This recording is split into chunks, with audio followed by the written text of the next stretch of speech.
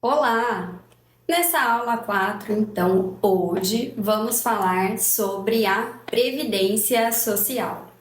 Para quem acompanhou as aulas anteriores aqui pelo YouTube, sabe que a Previdência Social é um dos pilares da Seguridade Social, um dos 3 pilares da Seguridade Social. Mas lá, antes de chegarmos no artigo 194 da Constituição, que trata especificamente da Seguridade, o Constituinte constou em seu artigo 6º a Seguridade Social como um dos direitos do trabalhador. Veja, a Previdência Social constitui um direito subjetivo do trabalhador, conforme previsão do artigo 6º da Constituição Federal. São direitos sociais a educação, a saúde, a alimentação, o trabalho, a moradia, o lazer, a segurança, a previdência social, a proteção à maternidade e à infância e a assistência aos desamparados, na forma da Constituição. Assim, pode-se dizer que a Seguridade Social é um direito subjetivo do trabalhador. Além disso, a Previdência Social ela é tratada na Constituição no seu artigo 201. E ela vai ser organizada sob a forma do regime geral de previdência social. E por que sob a forma do regime geral de previdência, Vanessa? Porque o artigo 201 ele teve nova redação após a reforma da Previdência que tivemos em 2019, que já encontrou instituído esse regime geral de previdência social. E ela terá caráter contributivo e filiação obrigatória, observados os critérios que preservem o equilíbrio financeiro e atuarial e atenderá. Veja que o próprio artigo 201 já estipula a cobertura que a Previdência Social terá. Então vamos ver, o inciso 1 ele já fala que será cobertura dos eventos de incapacidade temporária ou permanente para o trabalho e idade avançada. E aqui a gente precisa ter uma atenção. No caso, incapacidade temporária veio substituir um termo anterior que era a doença. E a incapacidade permanente veio substituir o termo anterior que era a invalidez. Então, o que se tinha antes de auxílio-doença e aposentadoria por invalidez, hoje nós temos auxílio por incapacidade temporária e aposentadoria por incapacidade permanente. E notem que o inciso também trata de idade avançada, que é também outra cobertura da Previdência Social. Temos também que a Previdência Social atenderá, na forma da lei, a proteção à maternidade, especialmente à gestante. Vamos verificar que na Previdência Social nós temos um benefício chamado de salário maternidade. E essa proteção não diz respeito única e exclusivamente ao parto, mas à maternidade como um todo. Temos, por exemplo, outros fatos geradores. Por exemplo, a adoção. A Previdência Social atenderá também, no inciso 3, a proteção ao trabalhador em situação de desemprego involuntário. Muito embora o seguro-desemprego que conhecemos não seja pago com recursos da Previdência Social, sim, do Fundo de Amparo ao Trabalhador, essa situação de desemprego involuntário é sim uma proteção da Previdência Social. Um exemplo que nós temos que a Previdência Social também ampara o desemprego involuntário é um assunto que trataremos com mais riqueza de detalhes à frente, que é o período de graça desse trabalhador. O período de graça nada mais é do que o vínculo que esse trabalhador tem com a Previdência Social após o seu desemprego, após não estar mais trabalhando. E no caso do desemprego involuntário, esse período ele é prorrogado. Outra proteção trazida é o salário família e auxílio reclusão para os dependentes dos segurados de baixa renda. Então veja que a baixa renda vai ser o fator a ser utilizado para aferir a concessão ou não do benefício. Então veja, aqui nós estamos diante da aplicação de um dos princípios da Seguridade Social, da seletividade e distributividade na prestação dos benefícios. Ou seja, esse benefício não vai ser pago para todos, ele vai ser pago exclusivamente para os segurados de baixa renda. Outra proteção é a pensão por morte do segurado, homem ou mulher, ao cônjuge ou companheiro e dependentes, observado o disposto no parágrafo 2º. Aqui, no regime geral de previdência, está garantido o pagamento da pensão por morte no valor nunca inferior a um salário mínimo mensal. E ainda que no cálculo da pensão por morte o resultado seja um valor inferior a um salário mínimo, a pensão ela tem essa proteção no regime geral de previdência de não ser paga no valor abaixo de um salário mínimo por mês. Vai ser concedida ao cônjuge, companheiro, seja homem ou mulher. Isso por quê? Porque isso foi uma conquista da Constituição de 88. Em tempos longínquos, houve atribuição do sustento, da manutenção do lar à figura paterna, à figura do homem. Logo, àquela época, a pensão por morte era uma garantia exclusiva das mulheres. No entanto, a Constituição de 88 trouxe essa conquista. A pensão por morte ela vai ser paga indistintamente a homens ou mulheres, sendo dependente do falecido, e também ao conjunto de seus dependentes. E agora, vamos tratar de algumas características desse regime geral de previdência. Esse regime geral, ele vai abranger, ele vai englobar trabalhadores urbanos e também trabalhadores rurais sob o mesmo sistema de regime de previdência pública. Então, vejamos, de caráter contributivo. Sim, a Previdência Social é o único dos pilares da Seguridade Social que tem esse caráter contributivo e de filiação obrigatória. A filiação ela é obrigatória a partir do momento em que esse trabalhador passa a exercer uma atividade remunerada.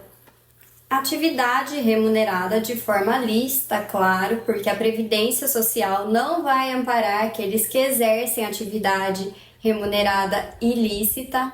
Estão aqui porque não há a menor possibilidade de um empregado fazer um acordo com o seu empregador para que não seja feita a sua filiação.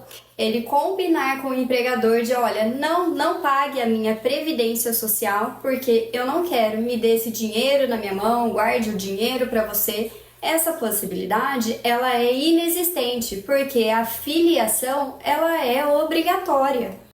A próxima característica é a preservação do equilíbrio financeiro e atuarial. Ou seja, essa característica significa que a Previdência vai sempre buscar um equilíbrio financeiro, vai sempre buscar que esse sistema não fique deficitário, que ele pague mais do que ele arrecada.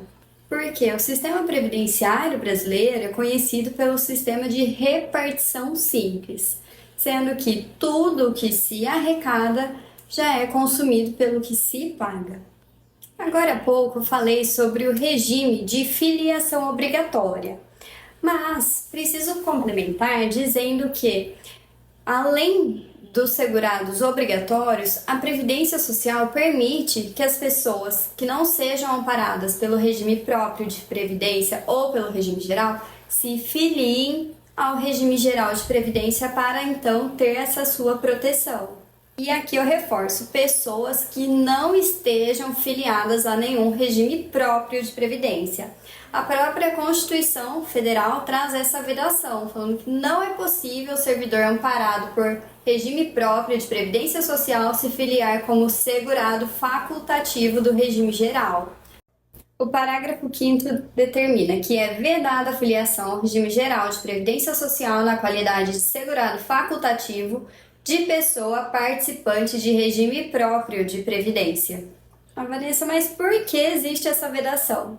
Porque o servidor público já está amparado por um regime próprio de previdência. A exemplo, servidores públicos do Estado de São Paulo contribuem, se aposentam, recebem benefícios através de um órgão chamado SPPrev, que é a Previdência Social do Estado de São Paulo. Nesse caso, esses servidores do Estado de São Paulo, eles já estão amparados por um regime próprio de previdência. Agora nós vamos passar a analisar alguns dispositivos legais que são importantes, que tiveram uma alteração com a reforma previdenciária de 2019. Nós tivemos uma nova redação em alguns parágrafos e a reforma de outros. Então vejamos. Com a reforma previdenciária de 2019, por meio da emenda à Constituição número 103, os eventos doença e invalidez foram substituídos, respectivamente, por incapacidade temporária e incapacidade permanente para o trabalho. Nós já mencionamos ao ler o caput do artigo 201. No que concerne às aposentadorias, nós também tivemos algumas alterações, que é o que podemos identificar no parágrafo 1º do artigo 201. Como? O parágrafo 1º do artigo 201 já vedava a imposição de critérios diferenciados para a concessão de aposentadoria. As únicas exceções eram o segurado que era exposto durante sua atividade laboral a agentes nocivos à sua saúde ou o trabalhador que era portador de alguma deficiência. Então, com a reforma, nós tivemos a alteração que dispõe que as aposentadorias especiais terão lei complementar que poderá prever idade e tempo de contribuição para a concessão de aposentadorias do segurado com deficiência e daquele que ficar exposto efetivamente a agentes prejudiciais à saúde, agentes químicos, físicos, biológicos ou a associação deles. Aqui foi retirada a expressão agentes nocivos característicos pela integridade física do trabalhador. E também foi permitida determinação de idade mínima e tempo de contribuição diferenciados para pessoas portadoras de deficiências e também dos trabalhadores expostos a agentes nocivos. Essa regulamentação de idade mínima e tempo de contribuição diferenciados para esses dois casos de trabalhadores expostos a agentes nocivos e trabalhadores portadores de deficiência, essa regulamentação deve vir por lei complementar. Vejamos, é vedada a adoção de requisitos ou critérios diferenciados para a concessão de benefícios, ressalvada nos termos de lei complementar, a possibilidade de previsão de idade e tempo de contribuição distintos da regra geral para a concessão de aposentadoria exclusivamente em favor dos segurados com deficiência, previamente submetidos à avaliação biopsicossocial realizada por equipe multiprofissional e interdisciplinar. 2. Cujas atividades sejam exercidas com efetiva exposição a agentes químicos, físicos e biológicos, prejudiciais à saúde ou associação desses agentes, vedada a caracterização por categoria profissional ou ocupação. Notem aqui que foi colocada na Constituição a vedação da caracterização da atividade como especial em razão da ocupação profissional. E lembremos que essa equiparação por categoria já era vedada. Porém, até a emenda constitucional, essa era uma regra prevista em lei ordinária. Agora, com a reforma da Previdência, essa regra teve o status alterado para uma regra constitucional. A alteração no parágrafo 1º do artigo 201 foi necessária porque a reforma previdenciária número 103 de 2019 trouxe determinação de idade mínima e tempo de contribuição. Para a aposentadoria, é necessariamente cumular os dois requisitos, idade mínima e tempo de contribuição. Já para esses dois casos de pessoas trabalhando mediante exposição ou pessoas portadoras de deficiência, foi estipulado que, para essas condições, haverá uma determinação de idade e tempo de contribuição diferenciados. E falando nisso de aposentadoria e dessa alteração da reforma da Previdência, precisamos falar sobre essa grande alteração. Foi uma alteração bem significativa que a reforma de 2019 trouxe para o que nós chamamos de aposentadorias programadas. Mudança significativa porque até a reforma previdenciária havia a possibilidade de a pessoa se aposentar em razão da idade avançada ou em razão do longo tempo de contribuição que ela tinha, não cumulativamente. Até a reforma previdenciária se aposentava por idade o homem aos 65 anos e a mulher aos 60 anos de idade, tendo a exigência mínima de tempo de contribuição nesse caso de 15 anos de contribuição. E poderia também se aposentar por tempo de contribuição o homem com 35 anos de contribuição e a mulher com 30 anos de contribuição, tendo a possibilidade desse período ter uma redução de 5 anos nos casos dos professores. Porém, a reforma da Constituição trouxe uma substituição. Essas duas hipóteses de aposentadoria foram substituídas pelo que hoje chamamos de aposentadoria programada. Uma regra que vai exigir cumulativamente uma idade e um tempo mínimo de contribuição. Aqui, a idade anterior mínima da mulher para se aposentar, que era 60 anos, na aposentadoria programada passou a ser 62 anos. Já no caso dos homens, a idade foi mantida. É mantida a idade mínima de 65 anos de idade para o homem. Já o tempo mínimo exigido de contribuição, a Constituição trouxe que lei irá fixar. Vejamos, o parágrafo 7º do artigo 201 ficou com a seguinte redação: é assegurada a aposentadoria no regime geral de previdência social nos termos da lei, obedecidas às seguintes condições: 65 anos de idade se homem e 62 anos de idade se mulher, observado o tempo mínimo de contribuição. Aqui vocês podem notar que não há previsão do tempo mínimo de contribuição e foi fixado que lei ordinária pode vir a fixar ou alterar essa exigência de tempo mínimo de contribuição. Mais à frente, no texto constitucional, veremos que há uma exigência de 20 anos de tempo mínimo para o homem e 15 anos de tempo mínimo de contribuição para a mulher. Mas ressalte-se que lei ordinária pode alterar essa exigência. Já a redação do inciso 2 traz que é exigido 60 anos de idade se homem e 55 anos de idade se mulher para os trabalhadores rurais e para os que exerçam suas atividades em regime de economia familiar, nestes incluídos o produtor rural, o garimpeiro e o pescador artesanal. E para as condições de aposentadoria do trabalhador rural, a reforma da Previdência não trouxe alteração. Foi mantida a mesma idade mínima de anos. Já os professores que se dedicam às atividades de magistério para a educação infantil, ensino fundamental e ensino médio também terão direito a uma regra diferenciada com idade diferenciada de aposentadoria. Vejamos o disposto no parágrafo 8º.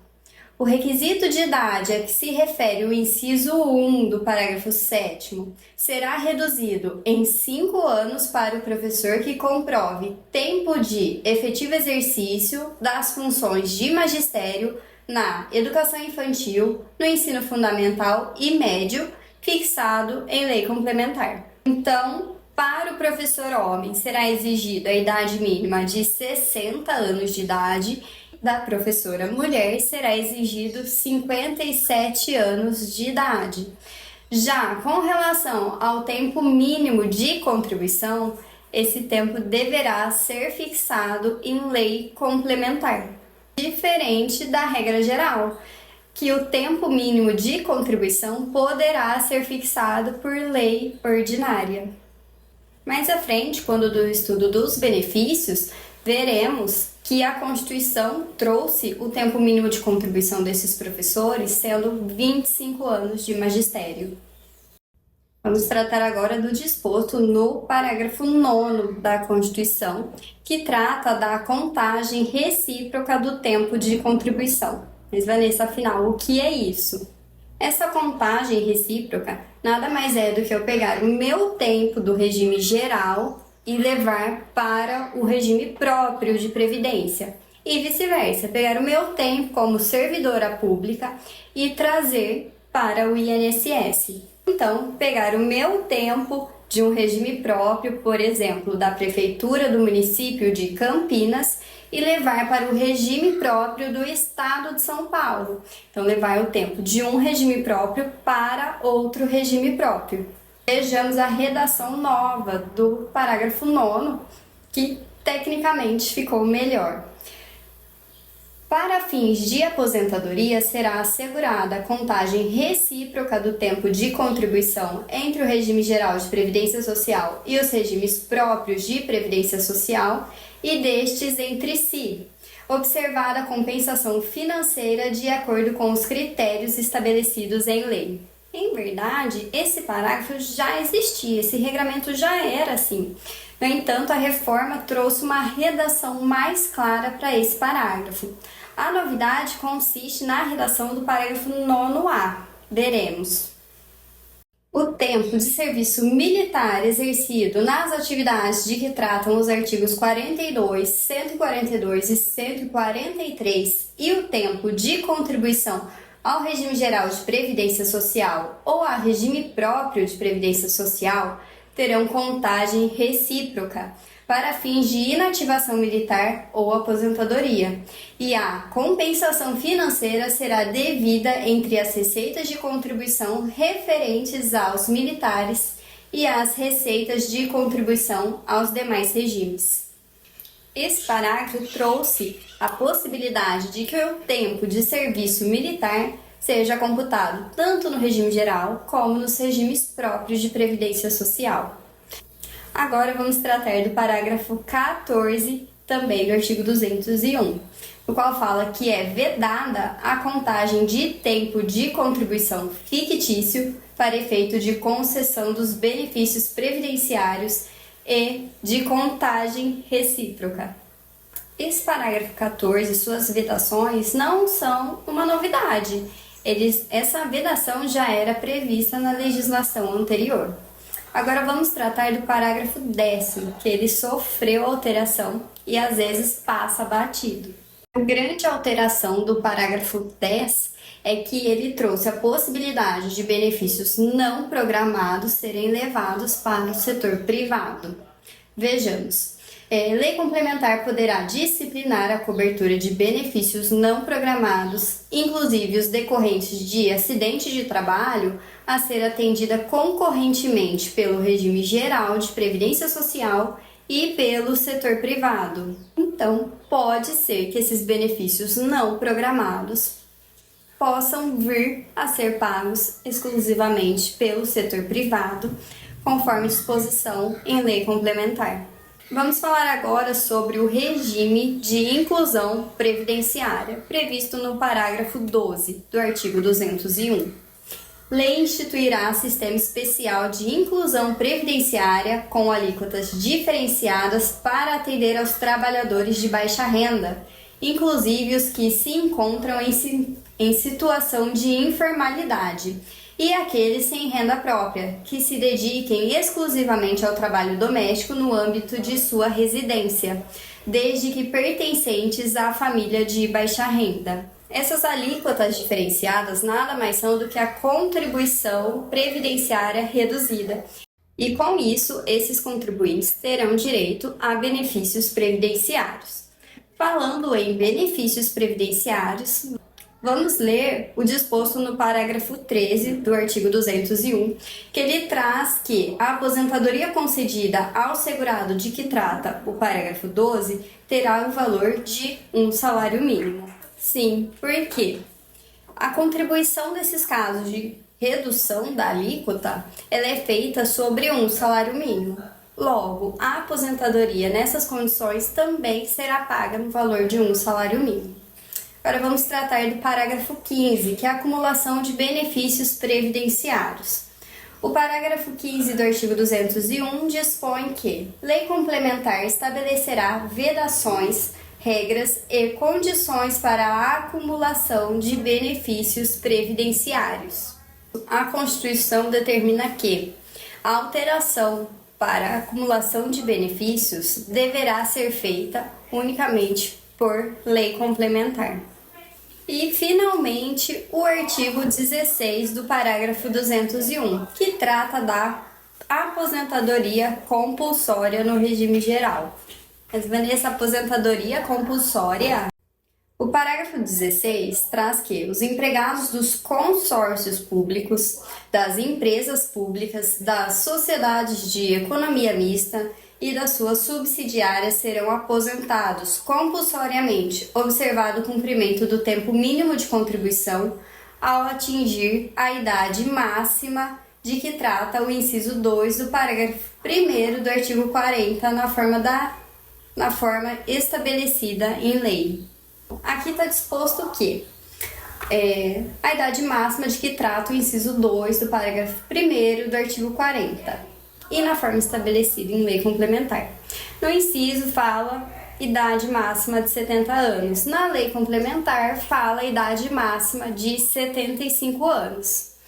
A doutrina majoritária estipula que a idade para a aposentadoria desses empregados é de 70 anos de idade, já que a lei complementar de que traz a idade de 75 anos trata dos casos de servidores públicos, que não é o caso desses empregados. Dito isso, eu encerro essa nossa quarta aula e aguardo vocês na quinta aula. Até mais!